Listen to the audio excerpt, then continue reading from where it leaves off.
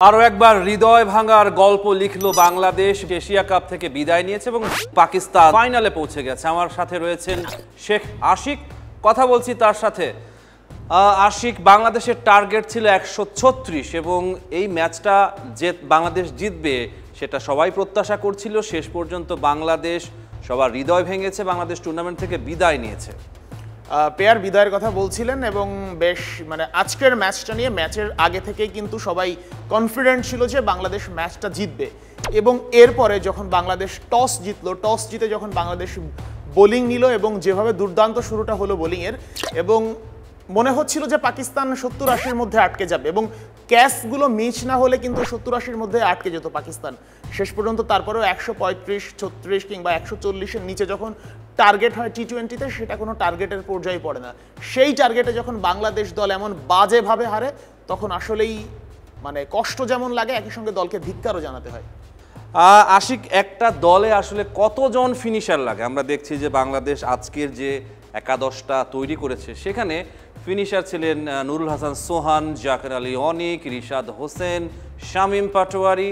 আসলে একটা দলে কতজন ফিনিশার লাগে? এই যে আপনি যে প্রশ্নটা করলেন কতজন ফিনিশার লাগে, এই জন্যই হচ্ছে যখন ওয়ান ডাউন অর্থাৎ প্রথম ব্যাটসম্যান হিসেবে ইমন যখন আউট হয়ে গেলেন, এরপরে আমার নামানো হলো কারকে? তাওহিদ হৃদয়কে। ওয়ান ডাউনে খেলার মতো প্লেয়ারই নাই, অনেকজনকে নামানো হয়েছে যারা লাস্টের দিকে ভালো খেলে, স্লগ ওভারে ভালো খেলে তাদেরকে।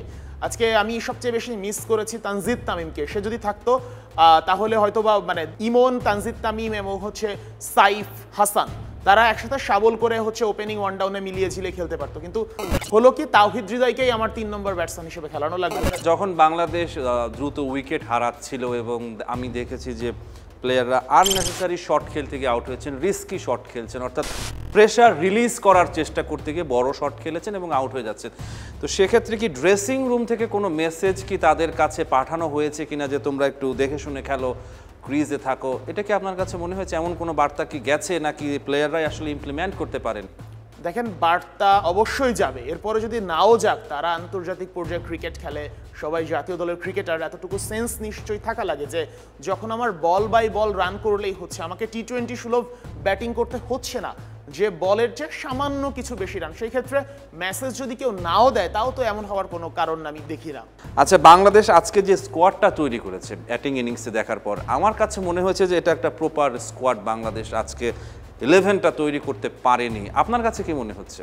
আপনি শুরুতেই কিন্তু এই জায়গাতেই শুরু করেছিলেন যে ফিনিশার, যখন আপনার লোয়ার অর্ডারের এতজন ব্যাটসম্যান চলে আসবে, তখন আপনার টপ অর্ডারের ব্যাটসম্যান এমনিতেই কমে যাবে এবং সেই অবস্থাটা হয়েছে। আপনি দেখেন যে শামীম পাটোয়ারি যখন লাস্টের দিকে ব্যাটিং করলো কিংবা রিশাদ যখন ব্যাটিং করলো, তখন মনে হচ্ছিল যে না, বাংলাদেশ মোটামুটি ঠিকঠাক খেলছে। ইভেন তানজিম সাকিব, সেও ভালো ব্যাটিং করে।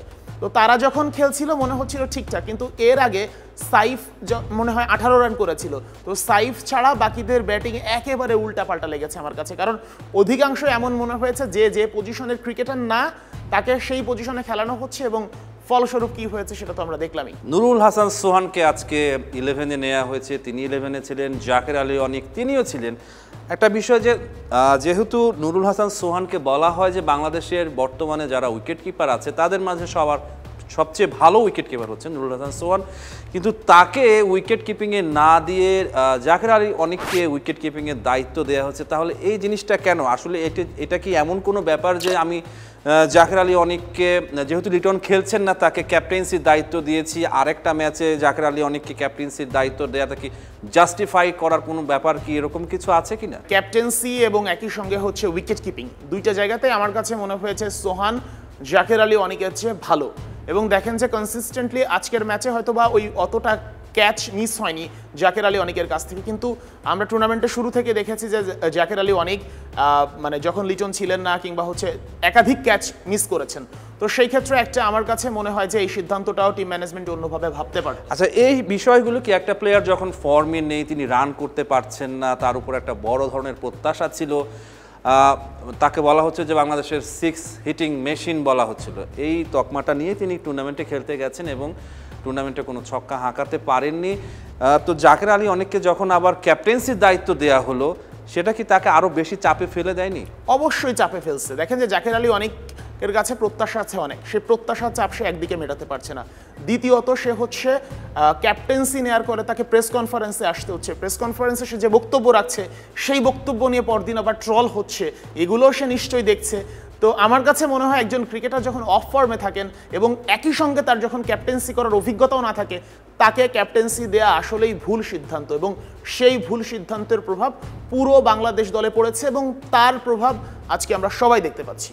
আচ্ছা, বাংলাদেশের এই টিমে মাহমুদুল্লাহ রিয়াদের মতো রোল প্লে করতে পারে এমন কোনো প্লেয়ারের অভাব কি আপনি বোধ করেছেন যে না, আজকের ম্যাচে যদি রিয়াদ থাকতো হয়তোবা তিনি ম্যাচটা বের করে আনতে পারতেন, ক্রিজে থেকে সিঙ্গেল নিয়ে ম্যাচটাকে আরও সামনের দিকে নিয়ে যেতে পারতেন এবং বাংলাদেশে একটা ভালো অবস্থানে রেখে ম্যাচটা শেষ করতে পারতেন, এমন কিছু মনে হয়েছে? অবশ্যই মনে হয়েছে। আপনি দেখেন যে জাকের আলী অনেককেই ধরা হচ্ছিল মাহমুদুল্লাহ রিয়াদের পারফেক্ট রিপ্লেসমেন্ট, এবং জাকের যখন শুরুতে অভিষেক হয়, শ্রীলঙ্কার সঙ্গে একটা ম্যাচ আমরা দেখেছি, অসাধারণ ব্যাটিং করেছিলেন টি-20-তে সিলেটে, তো সেই জায়গা থেকে ধরাই হচ্ছিল জাকের আলী অনেককে। কিন্তু এরপরে মোটামুটি লম্বা সময় ধরে আমাদের দুইজন ক্রিকেটার জাকের আলী অনেক এবং তাওহিদ হৃদয়, যদিও হৃদয় একটা ম্যাচে 50 পেয়েছেন, তারপরেও এই দুজন মোটামুটি লং টার্ম ধরেই হচ্ছে আমার ফর্মে নাই, এবং একই সাথে হচ্ছে ওই যে লং ইনিংস টেনে নেয়। আজকে কিন্তু টি-20 সুলভ ব্যাটিংই দরকারই ছিল না, ওয়ানডের মতো ব্যাটিং করলে বাংলাদেশ জিততে পারতো বল বাই বল রান তুললে। সেই ক্ষেত্রে রিয়াদরা একটু যারা স্লো ব্যাটিং করতো কিন্তু দলের হাল ধরে রাখতো, উইকেটে মাটি কামড়ে আটকে ধরে রাখতো, সেই অভাবটা আসলে আমরা দেখতে পেয়েছি। আজকের ম্যাচে বাংলাদেশের ব্যাটসম্যানরা 50% ডট বল খেলেছে। আমরা একটু স্টার্ট দেখতে চাই। তো ডট বলের কথা বলছিলেন, ডট বলের দিকে যদি আমরা একটু আসি, ডটস বল বাংলাদেশের সাইডে আছে, এই যে বাংলাদেশ 50%, অর্থাৎ টি-20 ক্রিকেটে হচ্ছে 60-120 বলের খেলা এক একটা দলের জন্য। সেই 120 বলের মধ্যে 50% অর্থাৎ 60টা বল, অর্থাৎ 10 ওভার একদম পুরো জায়গায় দাঁড়ায় নষ্ট করেছে বাংলাদেশের ব্যাটসম্যান, এবং বাংলাদেশ ম্যাচ হেরেছে মাত্র 11 রানে। ওই 60টা বলে যদি 12টা সিঙ্গেল নিয়ে যেত তাহলে তো আজকে বাংলাদেশ ফাইনালে থাকতো। অবশ্যই ফাইনালে থাকতো।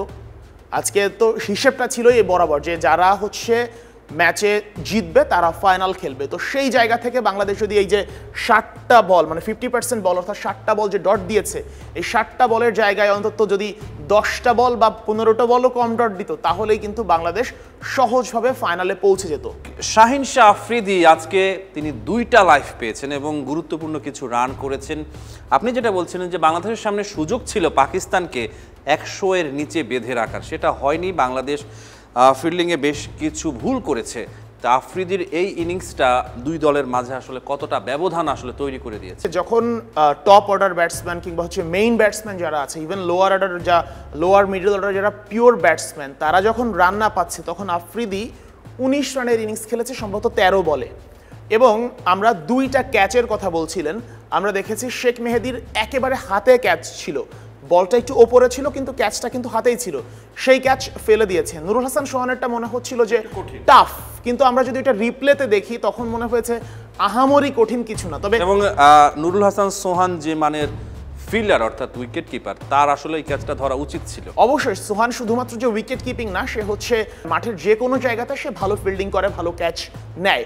তো সেই জায়গা থেকে সোহানেরটা আমি তারপরেও যদি স্যাক্রিফাইস করি, শেখ মেহেদী যে ক্যাচটা ছেড়েছে একেবারে হাতের বল, সেইটা ফেলে দিয়েছে এবং তার ফল আমরা একেবারে মাঠে দেখেছি। আরও একটা বিষয় নিয়ে কথা বলতে চাই আমি, যে মোহাম্মদ নওয়াজ 0 রানেই কিন্তু তিনি আউট হয়ে যেতে পারতেন। পারভেজ ইমন তার ক্যাচ মিস করেছেন, যদি ক্যাচটা নিতে পারতেন 0 রানেই নওয়াজ ফিরে যেতেন, যদিও সেই শটটা শেষ পর্যন্ত বাউন্ডারি হয়ে গিয়েছিল। নওয়াজ 25 রান করেছেন এবং পাকিস্তানের এক পর্যায়ে তারা 49 রানে 5 উইকেট হারিয়েছিল, সেখান থেকে তারা বাংলাদেশকে 136 রানে টার্গেট দিয়েছে। হ্যাঁ অবশ্যই, আপনি যে কথা বলছেন নওয়াজ একেবারে হচ্ছে, যখন আমরা বলছিলাম যে নুরুল হাসান সোহান যেমন টাফ, ইমন যে ক্যাচটা ছেড়েছে নওয়াজের কোনো টাফ না, একেবারে ইজি ক্যাচ, এবং শুধু ক্যাচ ছাড়লই না, সেটাকে 4 বানিয়ে দিল, বাউন্ডারি বানিয়ে দিল। তো একজন ব্যাটসম্যান যখন শেষ দিকে দলের এমন চাপের মুহূর্তে ক্যাচ মিস হচ্ছে, তার প্রাণ ফিরে পাচ্ছেন এবং পরবর্তীতে সেটা 4 হচ্ছে এবং সে নতুন উদ্যমে খেলার সুযোগ পাচ্ছেন, সেটা আসলে পাকিস্তানের জন্য অনেক বেশি লাভ হয়েছে, যে কোনো দলের জন্যই হবে। এবং শেষ পর্যন্ত তার 25 রান কিন্তু অনেক বেশি ভাইটাল রোল প্লে করেছে পাকিস্তানের ওই ছোট সংগ্রহের মধ্যেও কন্ট্রিবিউট করতে। পারভেজ ইমনের কাছে আজকে একটা দায়িত্ব হয়তো ছিল যে তুমি যাও এবং ওপেনিং পার্টনারশিপটাকে যতটা সম্ভব বড় করো, কিন্তু তিনি সেটা করতে পারেনি। এই বিষয়টা কি তিনি আসলে তার যে ক্যাচটা তিনি ফেলেছেন তার ব্যাটিংয়ে কি এটার কোনো প্রভাব পড়ে থাকতে পারে? অবশ্যই পড়ে। দেখেন যে আপনি যখন একটা টিমে কাজ করছেন বা একটা টিমে খেলছেন, যখন আপনার কারণে কোনো ক্ষতি হয়, আপনার ব্যাক অফ দ্য মাইন্ড ওটা কাজ করবে অবশ্যই, যে আমি যে ক্ষতিটা করেছি ওটা আমাকে পুষিয়ে দিতে হবে। ওই কাজ করাটা একই সঙ্গে চাপ হিসেবে দেখা দেয়, এবং তার মধ্যে ওই চাপ হয়তো অবশ্যই ছিল। তবে আমার কাছে যেটা মনে হয়, পারভেজ ইমন আসলে এই টুর্নামেন্টে আমি যেটা দেখেছি, সে প্রত্যেকটা ম্যাচেই বাউন্ডারি দিয়ে শুরু করছে বা একটু মনে হচ্ছে যে বড় ইনিংস খেলবে, কিন্তু শেষ পর্যন্ত 2-1টা 4 মেরে বা অল্প রানের মধ্যেই গুটিয়ে যাচ্ছে, যেটা আসলে একজন ভালো ব্যাটসম্যানের কাছ থেকে কখনোই আমরা প্রত্যাশা করি না। শেখ আশিক, আকাশ চোপড়ার কথায় আমাকে ফিরে যেতে হচ্ছে। আকাশ চোপড়া তিনি বলেছেন যে বাংলাদেশ 20-25 বছর হয়ে গেল টেস্ট স্ট্যাটাস পেয়েছে, কিন্তু এশিয়ায় বাংলাদেশ বড় কিছু জিততে পারেনি। এবং তিনি বলেছেন যে তার মানে হচ্ছে বাংলাদেশের যে ক্রিকেট সিস্টেম সেখানে সমস্যা রয়েছে। এই বিষয়ে কি বলবেন আপনি? বাংলাদেশের এই 20-25 বছরের ক্রিকেটে একমাত্র আন্ডার-19 ওয়ার্ল্ড কাপ ছাড়া, সেটা তো সিনিয়র লেভেলের কিছু না, আন্ডার-19 ওয়ার্ল্ড কাপ ছাড়া বাংলাদেশের ছেলেদের ক্রিকেটে কোনো অর্জন নেই। এশিয়া কাপে আগে 3বার ফাইনাল খেলেছে, এবং এইবার যদি ফাইনালে খেলে হারতো 4টা ফাইনাল হারা হতো। তো সে যাই হোক, বাংলাদেশের 3টা ফাইনাল হারলো। ওয়ার্ল্ড কাপে তো কেমন পারফর্ম করে আমরা দেখেছি। ফুটবলের মতো তার একটা ওয়ার্ল্ড কাপ না, এখানে টি20 ওয়ার্ল্ড কাপ আছে, ওয়ানডে ওয়ার্ল্ড কাপ আছে, এরপরে এশিয়া কাপ আছে। এত টুর্নামেন্টের পরে আসলে বাংলাদেশের মেইন যে ক্রিকেট টিম, সেই দলের কোনো শিরোপা নাই। ব্যাপারটা আসলেই হতাশাজনক, এবং ক্রিকেট কাঠামোতে যে সমস্যা আছে এটা আসলে আমরা সবাই জানি। সেটা যারা গণমাধ্যম কর্মী আছে আমরা হয়তো ভালোভাবে জানি, ইভেন সাধারণ যারা ক্রিকেট ভক্ত আছে তারাও জানে যে ক্রিকেটে আমাদের কাঠামোতে কোন ধরনের সমস্যাগুলো আছে। আশিক, এবার আমি তাওহিদ হৃদয় যখন ব্যাট করছিলেন সেই সময়টাতে ফিরে যেতে চাচ্ছি। তাওহিদ হৃদয় ব্যাট করছিলেন এবং নন স্ট্রাইকে সাইফ হাসান ছিলেন, এবং তিনি একটা ভুল কল করেছিলেন এবং সাইফ হাসান প্রায় রান আউট হয়ে যাচ্ছিলেন, ভাগ্যক্রমে বেঁচে গেছেন। কিন্তু সবচেয়ে দুঃখজনক বিষয়টা হলো এর পরের বলে তাওহিদ হৃদয় কি করলেন, তিনি একটা বড় শটের পেছনে গেলেন এবং তিনি নিজে আউট হয়ে গেলেন। হ্যাঁ, রান আউটের বিষয় যেটা আসে সেটা হচ্ছে, যদি ভুল না করতো, পাকিস্তানি ফিল্ডার যে ছিল যার হাতে বলটা ছিল, সে যদি সঠিক দিকে বলটা মারতো সে আউট হয়ে যেত। এখানে ব্যাপারটা আপনি দেখেন যে তাওহিদ হৃদয় প্রথমে যে ভুলটা করছে, সে কলটা কিন্তু তার ছিল না, সে কল দিয়ে সাইফকে রান আউট করতে যাচ্ছিল অথবা নিজে রান আউট হতো। এবং এরপরে একটু ভুল বোঝাবুঝি হয়েছে, আমরা দেখেছি শামীম পাটোয়ারিও মানে যেখানে বসা ছিল সেখান থেকে হয়তো বা গালি দিয়েছে বা সামথিং, একটু রাগ দেখিয়েছে, এবং তার নিজের মধ্যে হয়তো বা কোনো একটা জিনিস কাজ করেছে। এবং আমার কাছে তাওহিদ হৃদয়ের অ্যাপ্রোচ দেখে মনে হয়েছে যে তোরা আমার উপর রাগ করেছিস, আমি এই বলে 6 মেরে দেখিয়ে দিব। আমার কাছে ওর অ্যাপ্রোচ দেখে তেমনই মনে হয়েছে, এবং সেই কাজটাই করতে গেছে, ছক্কা মারতে গেছে, কিন্তু ছক্কা তো হয়নি, নিজেকেই আসলে প্যাভিলিয়নে এবং দলকেও বিপদে ফেলে দিয়েছে। দলকে অবশ্যই বিপদে ফেলেছে। এই জিনিসগুলো বাংলাদেশের প্লেয়ারদের মাঝে কেন হয়? আমরা দেখি যে তারা সোশ্যাল মিডিয়ায় যখন কোনো ফ্যান তাদেরকে ট্রল করে, তারা সেটা ব্যক্তিগতভাবে নিয়ে নেয়, কিন্তু লিওনেল মেসি আপনি জানেন যে তিনি কতগুলো ওয়ার্ল্ড কাপে, 2014 ওয়ার্ল্ড কাপে ফাইনালে হেরেছেন, কোপা আমেরিকায় 2বার হেরেছেন, তাকে নিয়ে তো অসংখ্য ট্রল হয়, কিন্তু লিওনেল মেসি তো এগুলো তো কোনো গা দেন না। কিন্তু বাংলাদেশের প্লেয়াররা আসলে এই সমস্ত বিষয়ে তারা কেন জড়িয়ে যায়? বাংলাদেশের প্লেয়াররা যে সবাই জড়িয়ে যায় তাও না। আমি যদি সাকিব আল হাসানের কথা বলেন, সাকিব আল হাসান তার একাধিক ইন্টারভিউতে বলেছে যে আপনাকে নিয়ে এত নিউজ হচ্ছে, আপনি ব্যাপারটা কিভাবে দেখেন? সাকিব বলে এগুলো আমি দেখি না। তো এখন আপনি যদি দেখেন, তাহলে আপনি দেখছেন, দেখে যদি ওটা মাথায় নিয়ে নেন, সেটা ব্যাপারটা আসলে ইম্প্যাক্ট পড়বে আপনার গেমে।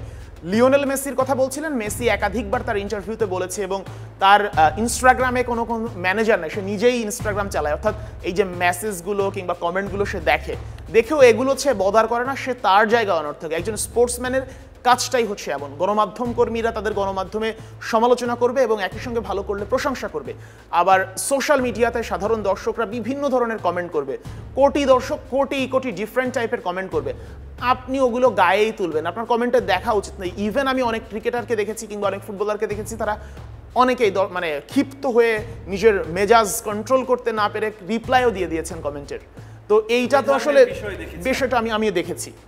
তো এইগুলো আসলে অবশ্যই ইম্প্যাক্ট পড়ে, কারণ আপনি যখন রাগ করবেন, সেই রাগের বহিঃপ্রকাশ আপনার পরবর্তী কর্মকাণ্ডে অবশ্যই কাজবে। তো তাওহিদ হৃদয়ের ক্ষেত্রে আসলে ওইটাই হয়েছে, সে খুব রেগেছিল, সতীর্থদের উপর রেগেছে, কিন্তু ভুলটা তার নিজেরই ছিল, এবং সে ছক্কা মেরে সেই দেখাতে গেছে, কিন্তু সেই ছক্কাটা আসলে বল উঠে গেল উপরে, ক্যাচ আউট হয়ে ফিরে গেলেন। আশিক, আজকে মঞ্চটা এক প্রকার তৈরি ছিল, নুরুল হাসান সোহান তিনি আজকে হিরো হতে পারতেন, যদি বাংলাদেশকে জিতিয়ে তিনি ফিরতে পারতেন, কিন্তু শেষ পর্যন্ত সেটা হয়নি। নুরুল হাসান সোহান, তাকে দেখে মনে হয়েছে যে তিনি প্রতিটা শটেই মনে হয় যে আউট হয়ে যাচ্ছেন। তা আসলে এই জিনিসটা কেন কেন হচ্ছে? তার কাছ থেকে তার তো উচিত ছিল যে স্ট্রাইক রোটেট করে সিঙ্গেল নিয়ে তার উপর যে দায়িত্ব ছিল সেটা ঠিকঠাক পালন করা, কিন্তু তিনি দেখা যাচ্ছে যে ফিনিশার রোলে মনে হয় যে তিনি খেলছেন। নুরুল হাসান সোহানের কথা বলছেন। সোহান কিন্তু এসে প্রথম বলেই ছক্কা মেরেছে এবং ছক্কা হয়েছে পেছন দিকে। পেছন দিকে ছক্কা হওয়ার পর সে আসলে লেগ সাইডে খুঁজছিল যে তার বলটা লেগে গেছে কিনা, কারণ সে যেখানে শর্ট খেলেছে সে নিজেও জানে না আসলে বলটা কোন দিকে গেছে। এরপরে আবরারের বলে আমরা দেখছিলাম যে বারবার করে তার গায়ে জড়িয়ে যাচ্ছিল বল, পেঁচিয়ে যাচ্ছিল, মিস করছিলেন, কোনোভাবে টিকে যাচ্ছিলেন, মানে এই যে বারবার করে, এবং সেই একই ভুল বারবার করছিলেন। এরপরে কিন্তু একটা সোহানের একটা ক্যাচও উঠেছিল, সেই ক্যাচটা যা হোক মিস হয়েছে, কিন্তু সোহান শুরু থেকে শেখি ছিল। আমরা যদি পাকিস্তানের ব্যাটসম্যান যে ফখর জামানের কথা বলি, ফখর জামানের ব্যাটিংটা যদি আপনি মনে করেন যে ফখর জামান বারবার উল্টাপাল্টা শট খেলতে যাচ্ছিলেন, কি হবে না হবে কিছুই বুঝতে পারছিলেন না, এবং শেষ পর্যন্ত 20 বলে 13 রান করে ফিরে যান ফখর জামান। আমার কাছে সোহানের ব্যাটিং দেখে সেই ফখর জামানের কথাই মনে হচ্ছিল যে সে আসলে কি করতে চাচ্ছে নিজেই বুঝতে পারছে না, অথচ তার আসলে সুযোগ ছিল হিরো হওয়ার। আজকে আপনি কিন্তু শামীম পাটোয়ারিকে নিয়ে অত বেশি সমালোচনা করতে পারবেন না যে শামীম পাটোয়ারি আগের দিন খুব বাজেভাবে আউট হয়েছে। শামীম আজকে চেষ্টা করছিল রান করার, মোটামুটি 20, 22, 25 রানের মতো করেছিল, 25 রানের মতো করেছেন। তো সেইখানে সোহানেরও কিন্তু সুযোগ ছিল। সোহানের রানটাও যদি 22-30-এর মধ্যে হতো তাহলে বাংলাদেশ জিতেও যেতে পারতো এবং তিনি আসলেই হিরো হতে পারতেন। কিন্তু তার ব্যাটিং অ্যাপ্রোচ দেখে মনে হচ্ছিল তার যে মেন্টাল সেটটা, মানে সে আসলে কি করতে চাচ্ছে নিজেই বুঝতে পারছে না। আশিক জাকের আলী অনেক বাংলাদেশের ক্যাপ্টেন, লিটন দাস তো খেলেনি, তিনি ক্যাপ্টেন ছিলেন 2 ম্যাচে এবং বাংলাদেশ 2টো ম্যাচেই হেরেছে। আমি ক্রিক ইনফোতে পড়ছিলাম খেলা শেষ হওয়ার পরে, তারা বলছে যে বাংলাদেশ ম্যাচটা হেরেছে ঠিক আছে, কিন্তু তাদের ব্যাটসম্যানরা যে শটগুলো খেলে আউট হয়েছে, ভুল শট খেলে আউট হয়েছে, তাতে অবশ্যই দুশ্চিন্তার জায়গা আছে। জাকের আলী অনেক তিনি আজকে যেভাবে আউট হয়েছেন, তার ব্যাটিং নিয়ে আপনি কি বলবেন? জাকের আলী অনেক আসলে আজকের ব্যাটিং নিয়ে শুধু যে বলতে হবে তা না। আপনি যদি লাস্ট কয়েকটা ম্যাচ দেখেন প্রত্যেক দিন একই কথা। গতকালকে প্রেস কনফারেন্সে এসে জাকের আলী একটা কথাও বলেছে যে ছক্কা কেন মারতে হবে, ছক্কা মারাটা ইম্পর্টেন্ট না, রান করাটা ইম্পর্টেন্ট। কিন্তু সে তো রানও করতে পারছে না, ছক্কাও মারতে পারছে না, ফিনিশিং রোলও প্লে করতে পারছে না মোটামুটি, কিন্তু সে ক্যাপ্টেন, তাকে প্রেস কনফারেন্সে আসতে হচ্ছে। তো এই মানে তার আসলে আমি কোনো কিছু তালগোল পাচ্ছি না। তবে আমার কাছে যেটা শুরুতে বলছিলেন যে ক্যাপ্টেন্সির ভারটা তার মধ্যে অনেক বেশি দেখা যাচ্ছে, কারণ সে কিন্তু সোহানকেও যদি ক্যাপ্টেন দিত, কারণ তার কিন্তু ঘরোয়া লেভেলে বা হচ্ছে আমরা বলি যে হচ্ছে বাই রোটেশন কিংবা হচ্ছে কোনো লেভেলেই আসলে তার ওইভাবে লং টার্ম নিয়ে ক্যাপ্টেন্সি করার অভিজ্ঞতা নেই। তো সেখানে হুট করে এশিয়া কাপের মতো বড় মঞ্চে সে ক্যাপ্টেন্সি করতে গিয়ে মনে হচ্ছে আমার কাছে তার না হচ্ছে ব্যাটিং, না হচ্ছে কিপিং বা ফিল্ডিং। এশিয়া কাপ তো বাংলাদেশের জন্য শেষ। তো এই টুর্নামেন্টে আমি যদি সাইফ হাসানকে তার পারফরমেন্সটাকে সরিয়ে ফেলি, তাহলে বাংলাদেশের জন্য আর কি বাকি থাকে এই টুর্নামেন্টে সাইফ হাসানের কথা বলছিলেন। সাইফ হাসান 2টা 50 করেছে, ভারতের সঙ্গে 50 করেছে, শ্রীলঙ্কার সঙ্গে ম্যাচ জিতিয়েছে এবং আজকের ম্যাচেও সম্ভবত সে 18 রান করেছে। তো আজকেও তার জন্য ব্যাড লাক ছিল, হয়তোবা তার বাকি 2 দিনের মতো ব্যাটিং করতে পারলে দলকে জেতাতে পারতো। তো সাইফ হাসানের কথা বাদ দিলে তাওহিদ হৃদয়ের একটা 50।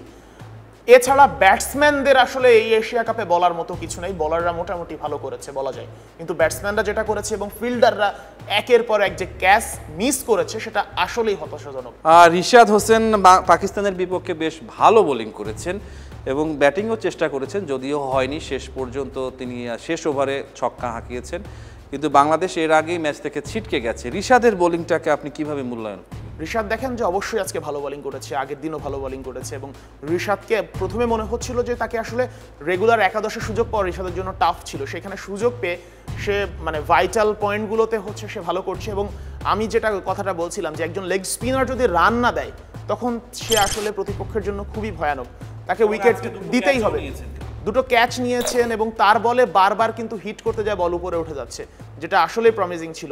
এবং আরেকটা কথা বলছিলেন যে লাস্ট ওভারে ব্যাটিং, রিশাদ আমরা জানি যে রিশাদ পেসের বিপক্ষে অত ভালো ব্যাটিং করেন না যতটা স্পিন বোলিং এর বিপক্ষে করেন, কিন্তু রিশাদও আসলে স্পিন পাচ্ছিলেন না। তারপরে রৌফের বলে ছক্কা মারলেন এবং চেষ্টা করেছেন শেষ পর্যন্ত জেতাতে, কিন্তু আসলে ওই যে শেষ হওয়ার আগেই তো সব শেষ হয়ে গেছে। গুলোর কথাই বারবার আমাদের ফিরে যেতে হচ্ছে।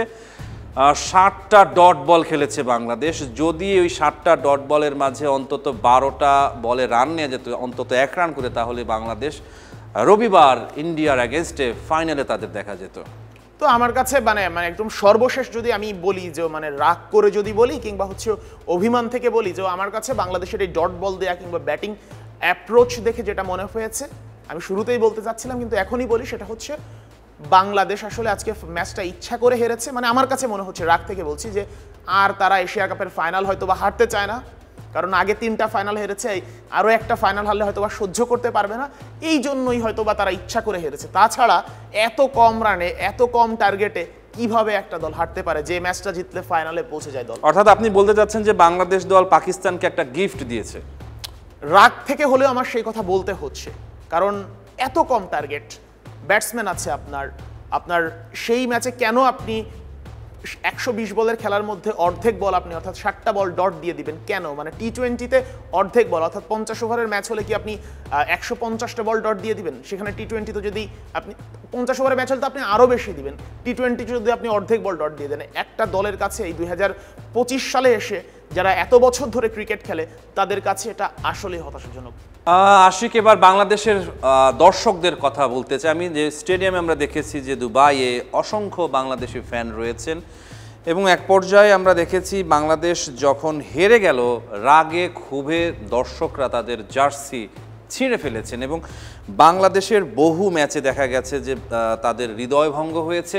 বাংলাদেশ জেতার মতো অবস্থায় ছিল, সেখান থেকে তারা হেরে গেছে, এবং আজকেও বাংলাদেশের ব্যাটসম্যানরা অহেতুক বড় শট খেলতে গিয়ে আউট হয়েছেন, ছক্কা মারার চেষ্টা, অথচ এই ম্যাচে আসলে এতগুলো ছক্কা মারার যে চেষ্টা করার কোনো প্রয়োজনই ছিল না। আপনি যদি দর্শকদের কথা বলছেন, আপনি যদি এখানে তাকান, পুরো গ্যালারি জুড়েই আসলে বাংলাদেশের দর্শক দিয়ে ভরা প্রত্যেকটা জায়গায়, এবং একজন দর্শককে দেখছি সেও বাংলাদেশি, তার হাতে একটা পাকিস্তানের পতাকা, একটা বাংলাদেশের পতাকা, এবং তার মুখেও হচ্ছে এক সাইডে বাংলাদেশের পতাকা আঁকা, অন্য সাইডে পাকিস্তানের পতাকা আঁকা। যাই হোক, আমাদের সহকর্মী দুজন আছেন, মাহবুব রিমন এবং হচ্ছে মামুনুর রশিদ, যারা দুবাইতে আছেন, তাদেরকে বলছিলাম যে কিছু পাকিস্তানিদের ইন্টারভিউ করতে। তারা বললো যে আসলে পাকিস্তানি এখানে পাওয়াই যাচ্ছে না, যত দর্শক আসছে সব বাংলাদেশি, অথচ কিন্তু দুবাইতে ভারতীয় পাকিস্তানি অনেক বসবাস করে। তো সেইখানে আসলে নিজেদের কাজ ফেলে, নিজেদের যত শত ব্যস্ততা ফেলে সবাই প্রবাসী, নিজেদের অর্থনৈতিক ক্ষতি সাধন করে ম্যাচটা দেখতে এসেছে, এবং তারা যখন এত আগ্রহ নিয়ে, উৎসাহ নিয়ে প্রবাসের মাটিতে বাংলাদেশের পতাকা গায়ে জড়িয়ে, জার্সি গায়ে জড়িয়ে মাঠে যায় এবং এই হতাশা নিয়ে ফেরে, সেটা আসলেই কষ্টদায়ক। ক্রিকেটাররা দেখেন খেলছে, এটা তাদের পেশা, তারা বেতন পাচ্ছে, তাদের ফেম হচ্ছে, নেম হচ্ছে, কিন্তু দর্শকরা আসলে কি পাচ্ছে? দর্শকদের চাওয়া একটু ট্রফি, একটু ভালো খেলা, কিন্তু তারা এগুলো পাচ্ছে না। এই যে হারটা, আমার মনে হয় এটা সবচেয়ে বেশি দর্শকদের জন্য যন্ত্রণাদায়ক। বাংলাদেশ দল টি-20তে বারবারই কিন্তু তারা একটা ভালো অবস্থানে থেকে বহু ম্যাচে আমরা দেখেছি ভালো অবস্থানে ছিল, এরপরে ম্যাচগুলো হেরে যাচ্ছে। তো এই সমস্যাগুলো নিয়ে বাংলাদেশ দলের অনেক বেশি কাজ করার রয়েছে, এবং তারা হয়তোবা কাজ করবে, কিন্তু মাঠে যারা খেলে প্লেয়াররা, তারা কি সেগুলো আসলে মাঠে ইমপ্লিমেন্ট করতে পারবে কিনা? আপনি দেখেন যে হচ্ছে বাংলাদেশের যদি প্র্যাকটিস সেশনগুলো দেখেন, বিভিন্ন ওয়েতে প্র্যাকটিস হয়। এই যে কেরাম বলে খেলার প্র্যাকটিস করছে, লেগ স্পিন গুগলি খেলার প্র্যাকটিস হচ্ছে, আবার পেসাররা হচ্ছে বিভিন্ন ধরনের নতুন নতুন ডেলিভারি উদ্ভাবন করছে, অনেক কিছুই আসলে হচ্ছে, কিন্তু সেই হওয়াটা সব কিছু ম্লান হয়ে যায় যখন আমরা দেখি মাঠের ক্রিকেট কি তারা বোঝে না? নিশ্চয়ই আমাদের চেয়ে ভালো ক্রিকেটটা বোঝে তারা, যারা খেলে, কিন্তু তারপরেও তারা আসলে কিছুই করতে পারছে না। আমরা আফগানিস্তানকে হারিয়েছি এবারের এশিয়া কাপে, কিন্তু আপনি যদি দেখেন আফগানিস্তানের এত অল্প সময়ে তাদের ক্রিকেটের যে ডেভেলপমেন্ট, সারা বিশ্বের ডেডিকেশনটা অবশ্যই, তাদের সারা বিশ্বের ফ্র্যাঞ্চাইজি লিগগুলোতে তারা খেলছে, এবং সেই প্রভাবটা তাদের জাতীয় দলে হচ্ছে, তাদের নিজস্ব মাঠ নেই, এরপরেও কিন্তু আফগানিস্তান অনেক এগিয়ে যাচ্ছে। তো সেই ক্ষেত্রে আসলে বাংলাদেশের ক্রিকেটারদের ডেডিকেশন লেভেলটা আমার কাছে মনে হয় যে ঘাটতি আছে। এবং আমার কাছে আরও একটা জিনিস মনে হয় যে আপনি যদি ইন্ডিয়া টিমের দিকে তাকান, অসংখ্য ক্রিকেটার, আপনি মানে পারফরমেন্স, আমি একটু শেষ করি, অসংখ্য ম্যাচ উইনার আছে, এরপরেও কিন্তু আপনি মানে পান থেকে চুন খসলে সেই ক্রিকেটারের জন্য দলে জায়গা বন্ধ হয়ে যাচ্ছে, পারফরমেন্সে যদি 19-20 হয়। তো আমার কাছে যেটা মনে হয়, বাংলাদেশে পর্যাপ্ত ক্রিকেটার না থাকা, অর্থাৎ কোয়ালিটি ক্রিকেটার পর্যাপ্ত না থাকলে হচ্ছে কি, আজকে ধরেন যে আজকে শান্ত দলে নেই, কিন্তু শান্তকে যতদিন বাংলাদেশ দল টেনেছে, মানে পৃথিবীর আর কোন দেশে হলে টানতো? আপনি দেখেন যে বাংলাদেশের প্রত্যেকটা ক্রিকেটারকে নিয়ে আপনি উদাহরণ দিতে পারবেন, জাকের আলী কিংবা তাওহিদ হৃদয় এতদিন অফ ফর্মে থাকার পরেও তাদেরকে দলে রাখা হচ্ছে, অর্থাৎ এরাই বাংলাদেশের মানে বেস্ট ক্রিকেটার, এরাই কারণ আমাদের ব্যাকআপ ক্রিকেটার নেই, এবং এ কারণে যখন ব্যাকআপ ক্রিকেটার ভালো থাকবে তখন দেখবেন তারাও মানে নিজেদের মানে পেট বাঁচানোর জন্য হলেও, পারফরমেন্স করার জন্য হলেও ডেডিকেশনটা আরও বাড়িয়ে দিবে, এবং দিন শেষে নিজেদের মধ্যে সর্বোচ্চটা বের করে আনতে পারবে। শেখ আশিক, IPL এর কারণে ইন্ডিয়ার ক্রিকেট একটা নতুন উচ্চতায় চলে গেছে। তারা অভিষেক শর্মার মতো প্লেয়ার আছেন, এবং তারা নতুন নতুন প্লেয়ার পাচ্ছে যারা বিশাল বিশাল ছক্কা হাঁকাচ্ছে, এবং অনেক প্লেয়ার আছেন যারা দলে সুযোগ পাচ্ছেন। অর্থাৎ আমি বলতে চাচ্ছি যে ইন্ডিয়ায় এত বেশি প্লেয়ার রয়েছেন বর্তমানে যে অনায়াসে আপনি 3 থেকে 4টা জাতীয় দল তৈরি করে ফেলতে পারবেন জাস্ট আইপিএলের কারণে। কিন্তু আমি যদি আসি বিপিএলে দেখেন সিরিজ সেরা হয়েছিলেন নাজমুল শান্ত, সিরিজ সেরা হয়েছিলেন মেহেদী হাসান মিরাজ। তো বাংলাদেশের আসলে বিপিএলটা কোন মানে রয়েছে যে আমার এই টুর্নামেন্টে 2জন প্লেয়ার তারা ম্যান অফ দ্য টুর্নামেন্ট হয়েছিল কিন্তু তারা জাতীয় দলে নেই, এটা কেন হচ্ছে? আচ্ছা দেখেন, যে বিপিএল এর কথা বলছেন, আইপিএল এ গিয়েছিলেন, আমি আইপিএল থেকে একটু ঘুরে আসি। আইপিএল এর আগে আপনি যদি মনে করেন যে ইন্ডিয়ায় কোনো বোলার বের হতো না, ইন্ডিয়া শুধু ব্যাটসম্যান ছিল, সচিন, যুবরাজ, সেহওয়াগ, অসংখ্য ব্যাটসম্যান হতো। কিন্তু আইপিএল চালু হওয়ার পরে সেই ডেভেলপ করতে করতে আজকে বিশ্বের নাম্বার 1 পেসার হচ্ছে জসপ্রীত বুমরাহ। ইন্ডিয়াতে বোলারের অভাব নেই, প্রত্যেকটা বোলার ওয়ার্ল্ড ক্লাস। তো এই যে আইপিএল ব্যাটসম্যান তো তাদের আগে থেকে ছিল, এখন তো আরও মানে রমরমা হচ্ছে, মাছের বাজারের মতো তাদের ব্যাটসম্যান বের হয়। আর আমাদের বিপিএল এর কথা বলছেন, বিপিএল নিয়ে মানে বিগত যে সভাপতি নাজমুল হাসান পাপনও বলতেন যে আমাদের আইপিএল এর পরে দ্বিতীয় সেরা লিগ নামে বলা, কিন্তু আসলে কোয়ালিটির বিচারে আপনি বিপিএল খেলাচ্ছেন, প্লেয়াররা বেতন পাবে কিনা তার কোনো নিশ্চয়তা নাই, আপনার মালিক টাকা দিয়ে পালিয়ে যাবে কিনা তার কোনো নিশ্চয়তা নাই।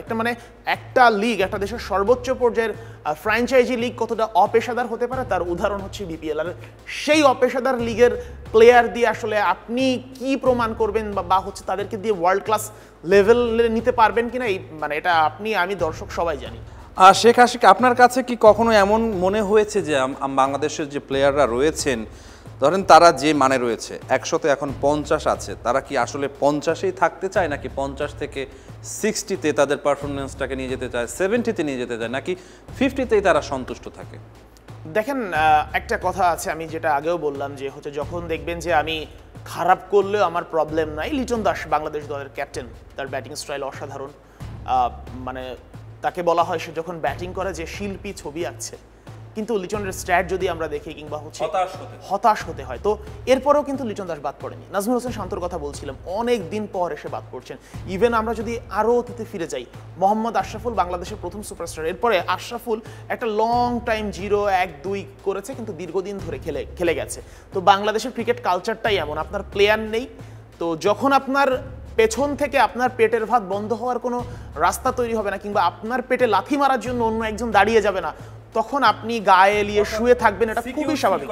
অবশ্যই সিকিউর ফিল করে, কারণ আপনি দেখেন যে ক্রিকেটারদের বেতন কত, শুধু তো বেতন না, যে জাতীয় দলের রেগুলার প্লেয়ার সে বিপিএলে আসলে সে আরও অনেক ভালো ডিমান্ড তার, এবং এরপরে হচ্ছে আরও বিভিন্ন টুর্নামেন্ট খেলে বেড়ায়, আরও বিভিন্ন হচ্ছে স্পন্সরশিপ আছে, মোটামুটি রমরমা একটা অবস্থা। তো সেই জায়গা থেকে আপনার যখন, আমি ক্রিকেটারদের দোষ অত বেশিও দিব না, আপনি যখন কাঠামো ঠিক করতে না পারবেন, আপনি যখন একজন ক্রিকেটারের জন্য হুমকি তৈরি করতে না পারবেন যে তুমি যদি 19 থেকে 20 করো পারফরমেন্সে, তোমার পেছনে আরো 5 জন রেডি আছে, তখন সেই ক্রিকেটার তো পারফরমেন্সই শেষ কথা হবে। শেখ আশিক, আপনাকে ধন্যবাদ। বাংলাদেশের এশিয়া কাপ জার্নি শেষ, এবং প্রথমবারের মতো এশিয়া কাপের ফাইনালে মুখোমুখি হবে ভারত এবং পাকিস্তান। দুই চিরপ্রতিদ্বন্দ্বীর হাই ভোল্টেজ ম্যাচের প্রত্যাশায় রয়েছে সবাই। Rahman pair, star news.